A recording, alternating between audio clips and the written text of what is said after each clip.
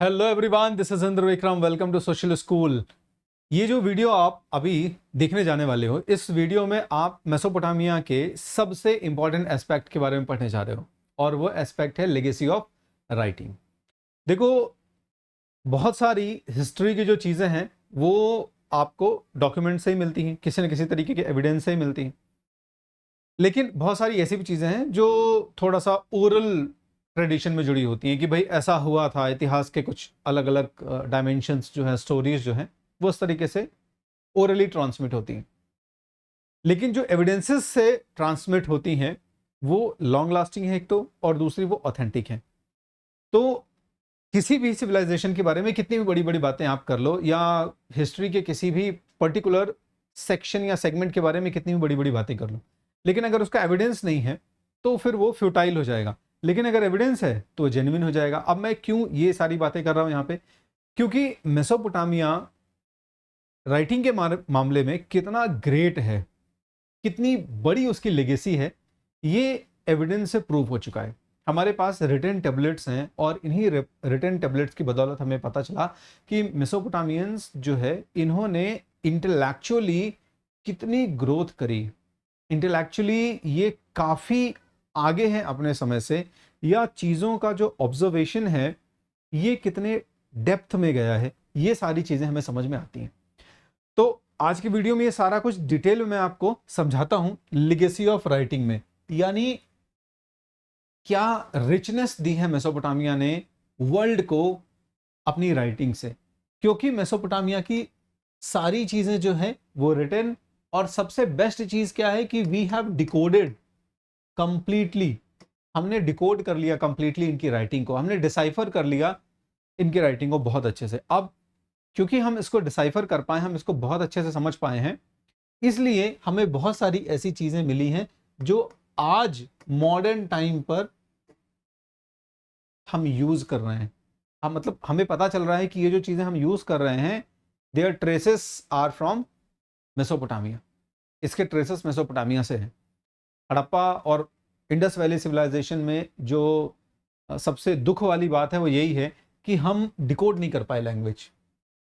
शायद वो और बहुत कुछ हमें दे सकते थे, लेकिन हम चूंकि उनकी लैंग्वेज, उनकी भाषा, उनकी राइटिंग डिकोड नहीं कर पाए, इसलिए उनके जो एविडेंसेस, रेमिनेंट्स, बचे हुए चीज़ें हमें मिली हैं, उसी से हम बहुत सारी चीज़ें, उसमें भी बहुत गर्व की चीज़ें हैं, ग्रेट बाथ और वेयर हाउस, ये सब कुछ जब अब ग्रेड 12 में वीडियोस आ रहे होंगे तो पढ़ोगे। तो चलो अभी फिलहाल यहाँ पे शुरू कर रहे हैं, जो उसको समझ लो। तो मेसोपोटामियंस जो है, इन्होंने दुनिया को बहुत सारी यूनिक चीजें दी हैं। सबसे पहले मैथमेटिक्स। आप में से बहुत सारे लोग कह सकते हैं कि सर क्या ये मैथमेटिक्स तो बिल्कुल भी हमें पसंद नहीं है। देखो भाई साहब, पसंद है या नहीं है, आपके दैनिक जीवन में, आपके डेली लाइफ में यूज आने वाली चीज है। ऐसा कोई, आपने भले ह्यूमैनिटीज सब्जेक्ट लिए हुए हैं, बहुत सारे ऐसे लोग हैं जो कहते हैं भाई मैथ से तो हम दूर भागते हैं। पॉसिबल ही नहीं है। जब कुछ फायदे की चीज आएगी, ठीक है, मान लो कोई आपको पैसे दे रहा होगा तो गिनना तो आएगा ना, ठीक है, कैलकुलेशन तो आएगा ना। तो mathematics is something which is very very very integrally associated with your daily life. तो इतना इंटीग्रल है आपकी डेली लाइफ में कि थोड़ी बहुत तो आती ही है, अप्लाइड वाली तो आती ही है, ताकि उसको अप्लाई करके हम अपने काम आसानी से बना लें। तो ये जो मैथमेटिक्स है, इन मैथमेटिक्स के कॉन्ट्रीब्यूशंस के लिए आप मेसोपोटामिया के लिए थैंकफुल हो सकते हैं, ग्रैटिट्यूड एक्सप्रेस कर सकते हैं कि मेसोपोटामियंस ने आपको गणित जैसी चीज दी। स्क्वायर रूट्स कैलकुलेट करे इन्होंने, स्क्वायर रूट्स की अप्रॉक्स लगभग लगभग परफेक्ट वैल्यू जो है इन्होंने कैलकुलेट करी। तो ये सारी चीजें जो है वो गर्व की बात है, ठीक है। एस्ट्रोलॉजी। अब अपने आप में देखो, आज कितना हम कैजुअली लेते हैं अपने एक एक सेकंड को, मिनट्स को, आवर्स को, डेज को, ईयर्स को, मंथ्स को, लेकिन इनको कैलकुलेट करने में कितना मैथमेटिक्स लगा होगा, कितना ऑब्जर्वेशन लगा होगा नेचुरल फेनोमेना का, और कितना उसको एक्यूरेट बनाने की कोशिश की गई होगी।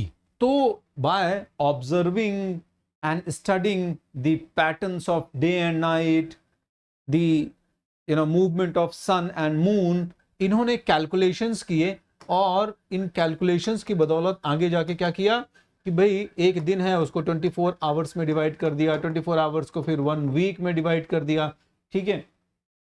एक दिन हो गया, एक दिन 7 दिन मिला के 1 हफ्ते हो गए, ठीक है, फिर मंथ, फिर ईयर 365 दिन का, 1 साल। तो ये पूरा जो इन्होंने कंट्रीब्यूशन किया एस्ट्रोलॉजी में by studying the movements of sun and moon, पूरा कैलेंडर बनाना शायद इतना आसान नहीं था। क्यों नहीं था? क्योंकि जब आप टेक्नोलॉजी की बात करेंगे तो टेक्नोलॉजी उस समय के कंपैरिजन में काफी ज्यादा आपको मुश्किल सा महसूस होगा कि कौन सी ऐसी चीजें नहीं होंगी जिनका इस्तेमाल करके इन्होंने ये कैलकुलेशन जो है वो सटीक सटीक बैठाया होगा, जिसको कि हम आज अपनी डेली लाइफ में ना सिर्फ इस्तेमाल कर रहे हैं, इससे हमारी लाइफ बड़ी आसान हो गई है।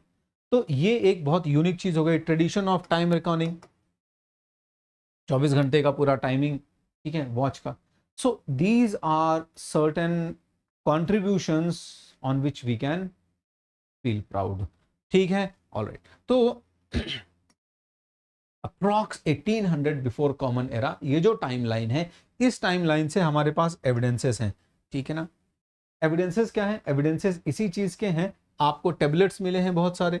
ये टेबलेट्स क्या कहते हैं?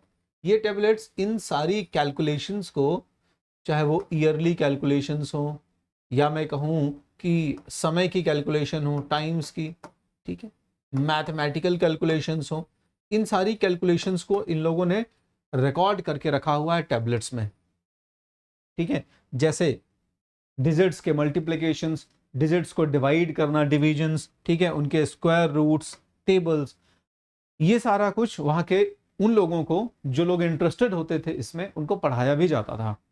इसीलिए शायद रिकॉर्ड के फॉर्म में इसको मेंटेन किया गया था।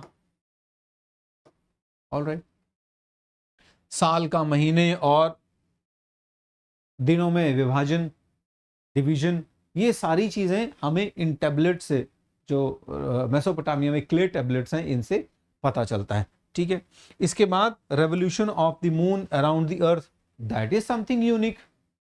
You need something, some devices, so that you can see और यू कैन चेक कि जो सैटेलाइट्स हैं वो प्लैनेट्स के चारों तरफ, सेलेस्टियल बॉडीज के चारों तरफ रिवॉल्व कर रहे हैं। तो ये चीजें उस समय लोग अगर ऑब्जर्व कर पा रहे हैं तो ये आसान नहीं है, ये बहुत मुश्किल है, ठीक है, बिल्कुल लगभग लगभग इम्पॉसिबल। अगर आप इमेजिन करने की कोशिश करोगे तो दैट इज नियरली इम्पॉसिबल। तो what kind of technology they would have used to check all these things, to observe all these things, all these kind of movements, celestial bodies के जो मूवमेंट्स हैं उनको, ठीक है। तो अब ये सारी चीजें जो है, ये जितना भी कंट्रीब्यूशन इन्होंने दिया, तो ये साला रिकॉर्ड होने की बदौलत आगे क्या होता गया, मूव होता चला गया। तो मेसोपोटामियंस जो है, मेसोपोटामिया में जितने शहर थे, उन शहरों के लोगों ने इनको पहले अप्लाई करा, और बाद में फिर जैसे जैसे वहां पर अलग अलग तरीके के रूलर्स आए, इन रूलर्स ने उन चीजों को प्रोटेक्ट करा, प्रिजर्व करा, और प्रिजर्व करने के साथ साथ आगे फिर ट्रांसमिट भी करा। क्योंकि प्रॉपरली प्रोटेक्शन हुआ, प्रॉपरली उसका प्रिजर्वेशन हुआ, इसलिए जैसे जैसे इस एरिया में बाकी के रूलर्स आते गए या अगली डायनेस्टीज आती चली गई, जैसे सुमेरियंस थे बहुत पहले, फिर असीरियंस आ गए, अकेडियंस आ गए, ठीक है। तो ये जो रूलर्स थे, इन रूलर्स के पास क्ले टेबलेट्स के एविडेंसेस होते थे, तो वो इनको बहुत अच्छे से, बड़े बड़े केयर के साथ में प्रिजर्व करते थे। अभी हम उसके कुछ एग्जांपल्स देखेंगे, कैसे प्रिजर्व करके रखते थे उसको, कितना कंट्रीब्यूशन देते थे। कुछ कुछ राजा तो इसमें बड़ा फील करते थे प्राउड कि ये चीज़ होनी चाहिए। जैसे कुछ कुछ किंग्स हैं, वो शायद लिटरेचर और इन चीज़ों में उतना इंटरेस्टेड नहीं थे, लेकिन कुछ किंग्स बहुत ज़्यादा इंटरेस्टेड होते थे कि हम इस लेगेसी को स्टोर करके रखें। ऑलराइट, तो ये जो है वो आगे जाके उन सक्सेसर्स में गई, जो सक्सेसर्स भारत जैसे देश या दुनिया के बाकी देशों की तरफ लेके गए, ठीक है। जैसे अलेक्जेंडर, तो आप देखोगे कि यही वो एरिया है जहां आगे जाके आपका बेबीलोन नाम का शहर डेवलप होगा। फिर यही एरिया जो है वो अलेक्जेंडर के कंट्रोल में आएगा। फिर यही एरिया में अलेक्जेंडर जो है, इसी एरिया से अलेक्जेंडर जो है अपने एक्सपीडिशन शुरू करेगा, वर्ल्ड के एक्सपीडिशन, वर्ल्ड के लिए एक्सपीडिशन शुरू करेगा। और फिर वो जहाँ जहाँ जाएगा, तो ये बहुत सारी ऐसी चीजें जिनको वो लेके भी जाएगा, या वो मैं कह दूं कि एक तरीके से ट्रांसमिट कर रहा है। तो दुनिया के बाकी कोनों पे भी अगर ये सब चीजें पहुंच रही हैं, तो कैसे पहुंच रही हैं? because of the Mesopotamian people. Hopefully it is clear to everyone. Alexander के बाद दिस इज द रीजन, जिसको आप पढ़ोगे अभी 11th की हिस्ट्री में, द एरिया अक्रॉस 3 कॉन्टिनेंट्स और the empire across 3 continents I should say. तो वो एम्पायर जो 3 कॉन्टिनेंट्स में एक्सपैंडेड है, वो सारी लिगेसी को इनहेरिट करेगा। जो मेसोपोटामियंस की लिगेसी है, इसको वो क्या करेगा, इनहेरिट करेगा, ध्यान रखना। और इसी इनहेरिटेंस की वजह से रोमन्स भी दुनिया में महान समझे जाएंगे, क्योंकि रोमन्स बहुत सारी ऐसी चीजों को इनहेरिट कर रहे हैं मेसोपोटामियन से, जिसकी वजह से मेसोपोटामिया आगे था। और कुछ ऐड भी करेंगे, ऐसी बात नहीं है, बहुत सारा आर्टिस्टिक, बहुत सारा आर्किटेक्चरल जो है वो ऐड भी होगा रोमन्स की तरफ से, ठीक है। सोलर एंड लूनर एक्लिप्स, तो this is not just a line, this is the level of observation, you can say. तो ऑब्जर्वेशन का लेवल देखिए कि जो नेचुरल फिनोमेना हो रहे हैं, शायद हम और आप जो नेचुरल फिनोमेना हो रहे होते हैं, इनके प्रति आज हम उतने ज्यादा शायद कॉन्शियस नहीं है, शायद अवेयर नहीं है, हैं लेकिन शायद इतना ज्यादा नहीं। और हैं भी तो हम में से कितने सारे लोग या कितने लोग जो हैं वो इनको साइंटिफिक जो साइट होना चाहिए उससे देखते हैं। तो मेसोपोटामियंस बहुत कम है संख्या में, कोई बहुत बड़ा सेटलमेंट नहीं है, कोई बहुत बड़े साइंटिफिक एडवांसमेंट्स नहीं है उनके पास, लेकिन फिर भी वो क्या है, ऑब्जर्व कर रहे हैं सोलर और लूनर एक्लिप्सिस, यानी जब सूर्य ग्रहण और चंद्र ग्रहण हो रहा है तो उनको बहुत अच्छे से ऑब्जर्व करते हैं। और ना सिर्फ ऑब्जर्व करते हैं, उनको वो अपने क्ले टेबलेट्स में मेंशन करते हैं और उसके पीछे के रीजंस को भी मेंशन करने की कोशिश करते हैं कि जो पॉसिबल रीजन होगा, जो भी वो अपने लेवल पर समझ पाए। तो सोलर और लूनर एक्लिप्सिस को आपके जो टेबलेट्स हैं, क्ले टेबलेट्स में रिकॉर्ड किया गया है बाकायदा। Hopefully it is clear.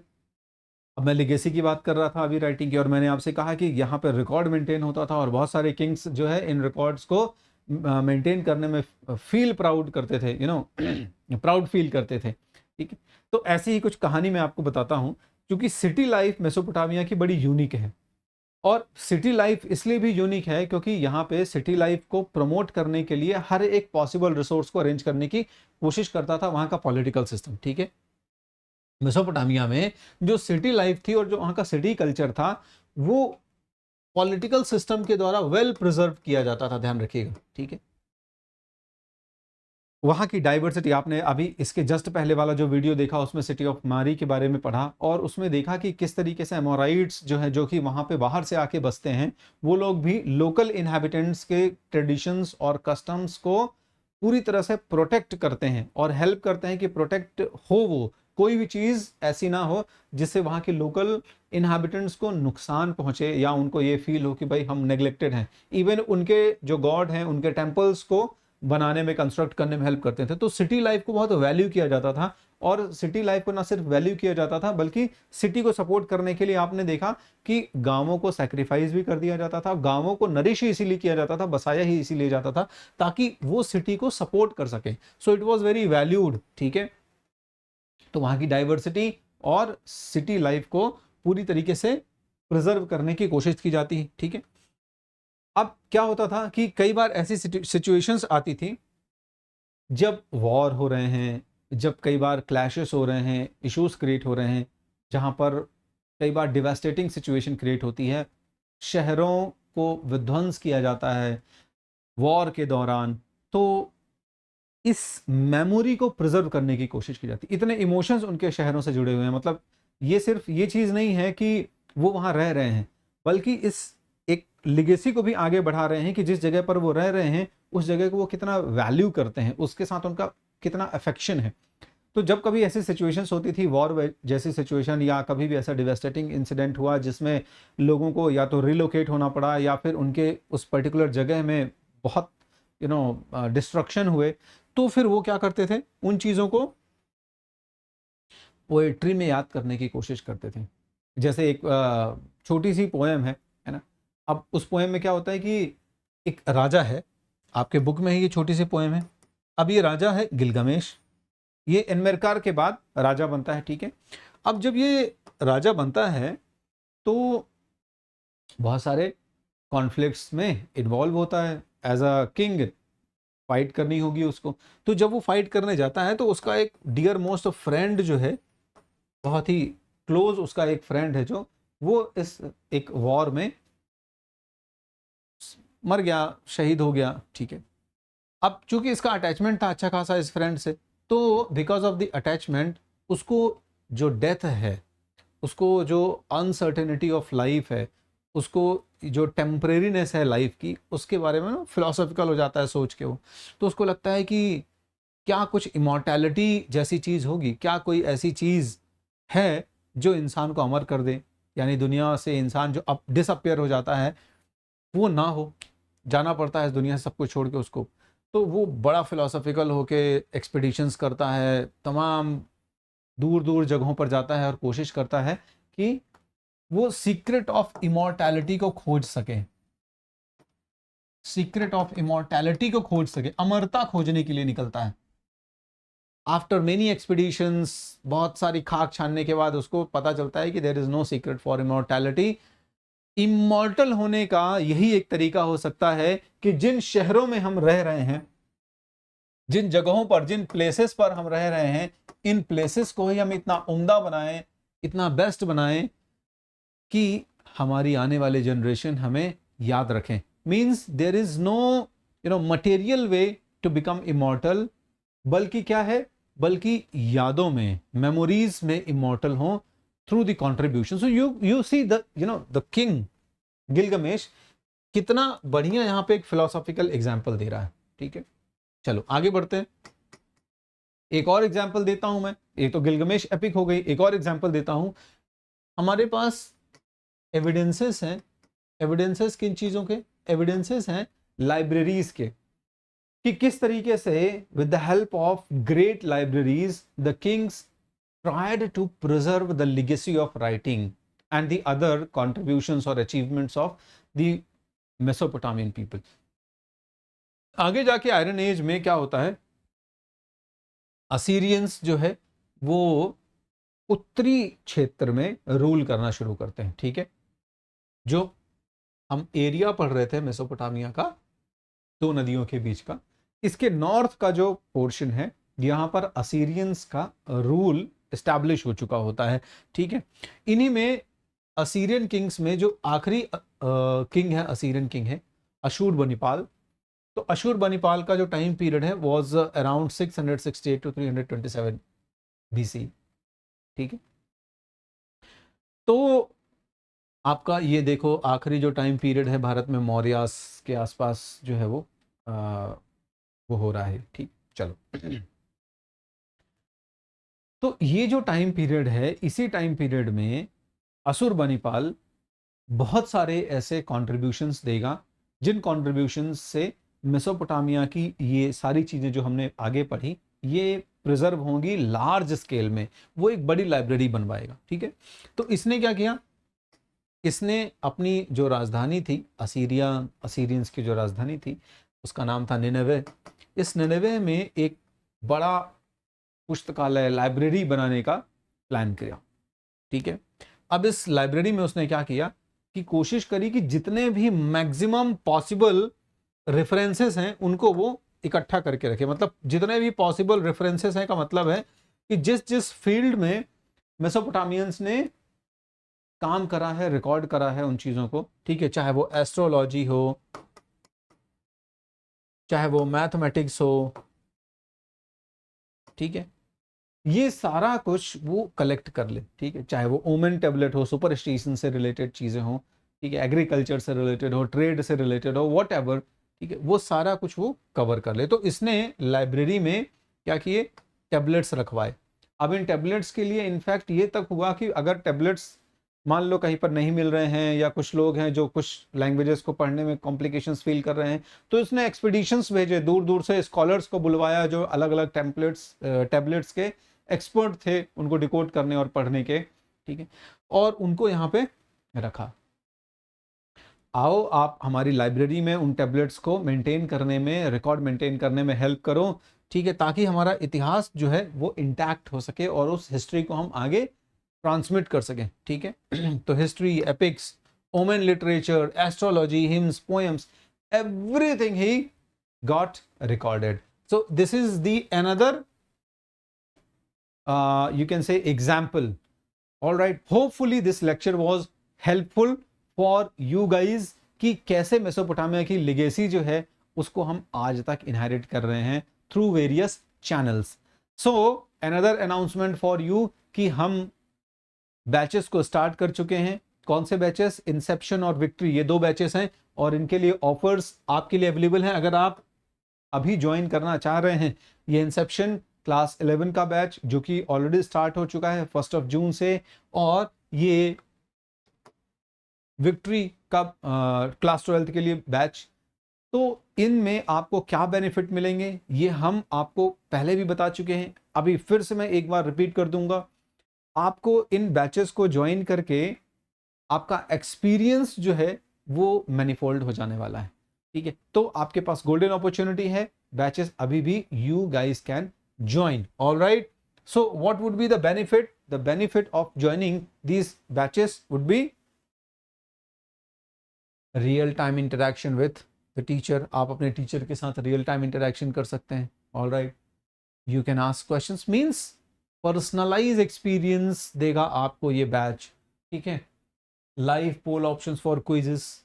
आप जो भी पढ़ रहे हैं आपको उसको एसेस करना है ना, you have that option. Okay, poll leader board, through this you can compete with your friends. आप अपने दोस्तों के साथ compete कर सकते हैं. Alright, you have the chance to win a scholarship and to help and to fund your own study. So these are the best thing, and how you can avail all these options by just putting the code. ठीक है, Indra.